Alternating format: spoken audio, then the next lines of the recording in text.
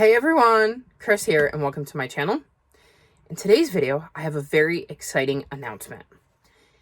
In the month of May, I will be hosting a readathon that is all about reading mystery books, and I have named it Cielo's Curious Chapters.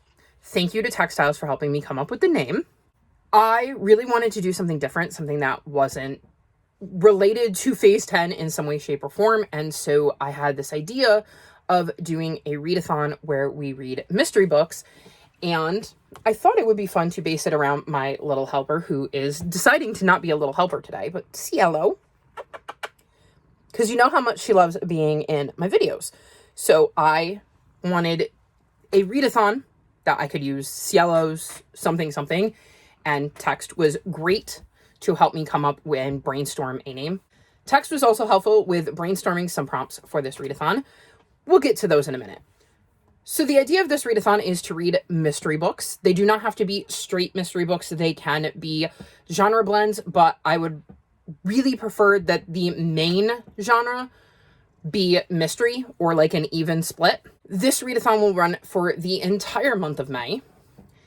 And you may be wondering how you choose your books. Well, I have created a game board. We get to roll for our prompts. And with this game board, you can start in any corner you like. You can roll as many times as you want, and you can use any size die you like. So if you want to use a D4 or a D6 or a D20, it's totally up to you. You can also use 2 dice if you want. And if you'll notice on this board, there are a couple of special squares that I'm calling Cielo's favorite things, and you can try to collect these. There's 2 ways you can do this. You can either collect them by actually rolling and landing on one of those squares, or you can combine 2 prompts, the prompt for Cielo's favorite thing square with the prompt square that you actually land on. So now let's run you through the prompts. We're going to start with the new to you prompt. For this, you need to read a author or a series that is new to you. So from an author that you've never read from before or in a series that you have yet to start. For ride a train, you need to read a book that is set on a train or features train travel. This is very common in mysteries, so hopefully this wouldn't be too hard for you to find. For better with friends, you need to read a book that features a group of friends solving a mystery. This could be a multi-POV or a single POV where your main character works with the same people in every book to figure out the mystery. So for instance, an example of one where a group of friends comes together that is multi-POV, you could read the Thursday Murder Club. For a single POV, a lot of cozy mysteries, for instance, will have the same friends helping our main character solve the mystery. So think along that lines of when you're reading a mystery, if it's in a series, you have this group of friends, or if it's a standalone, you might also find that where our main character is not doing it alone, even though they're the only POV you're getting. Or if that's a little tricky for you, you can buddy read this book with a friend. Therefore, you're still fulfilling the better with friends prompt. For classic crime, you need to read a classic mystery book. So find a classic in the genre and pick one of those up. For pull a heist, you can read a book that features a heist or theft of some sort, or you can steal a book off of someone else's TBR. For grab a meal, you're going to read a book that features food. Again, this is a common cozy mystery trope, but I know not everybody reads cozy mysteries. But for instance, you could be reading a mystery where the murder happens at like a restaurant, or it is very clear that the person ingested something that killed him. That would count for this prompt. LGBTQIA plus rep. Read a book that features LGBTQIA plus rep in the book or is by an author who identifies as such. Based on reality. For this, you're going to read a mystery book that features or is based on a real person or event. A lot of mysteries are based sometimes on a real case. They pull inspiration from that, or you might see a real character featured that the main character interacts with in some way, shape, or form. I would also state that this is a case where you could get by with a genre blend with nonfiction, where you're reading a nonfiction book specifically about an actual real life mystery. So true crime could fit here, for instance, if you wanted to go that route as well, because that is obviously going to be based on a real person or event. Get cozy. For this, you need to read a cozy mystery or read a book while being cozy in case you don't like cozy mysteries. Over 400 pages. Read a book that is over 400 pages. So I know this one might be a bit tricky. I didn't want to make it too large, but I think 400 pages is doable and will maybe be hard, but shouldn't be impossible to find a mystery that is over 400 pages. Get crafty. Read a book that involves some sort of craft or hobby. So for instance, again, this could rely heavy on cozy mysteries, but you could also argue that the main character died when they got stabbed by, say, a knitting needle. Even though it is a regular mystery, that would involve a hobby of some sort. Or you could read the book while you yourself are working on a craft or hobby. Double duty. Read a book with a subgenre. So here you need to read a genre blend. So you can read a historical mystery, a thriller mystery, a mystery that has a romance in it, just some kind of genre blend for this prompt. Then we have Cielo's Curious Chapters. Read a book whose title has alliteration.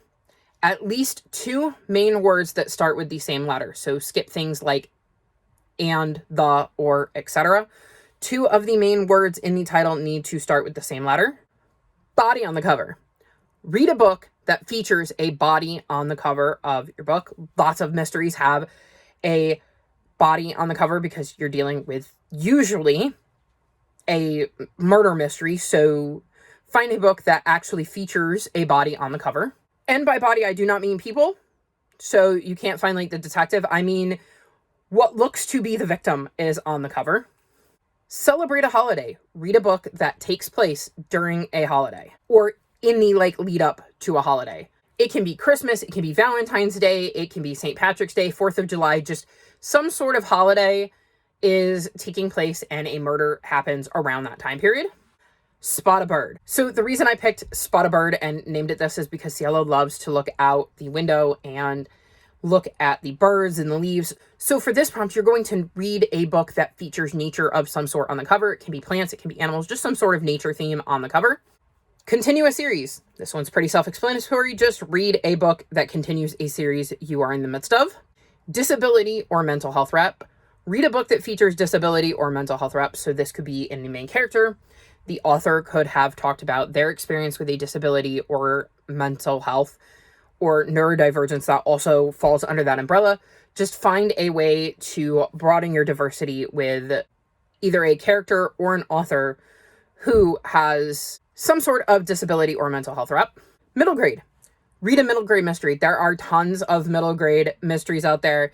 I love a good middle grade mystery and trying to puzzle it out. So for this square, I want you to read any middle grade mystery you want, under 250 pages. So I want you to read a shorter book here and read a book that is shorter than 250 pages. This should be pretty doable. Sinister vibes. Read a book that features a serial killer or a stalker. It could have ghosts. It could be a genre blend that is also a horror. Just something that gives off slightly creepy vibes in some way. This is kind of up to you because what I may find creepy, you might not find creepy. So open to interpretation. Just read a book that gives off slightly creepy vibes. Go on vacation. Read a book where the main character is solving a mystery while on vacation. So for this, you want the character to not be at their home, to not be around the people they normally are, and they're doing this away from home for some reason.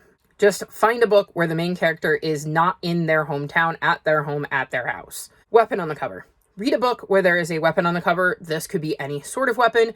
It does not necessarily have to be attached to the murder or mystery itself. It just has to be something that you would consider a weapon. Involves magic. Read a book that has some sort of magical element.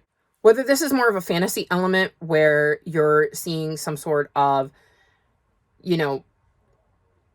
witchy vibes or maybe ghosts, supernatural creatures, that kind of thing. Or it could be something where you're talking about like a magician, like real world magic, like things you might see in the real world. It could be a fortune teller if you consider that some sort of magical element.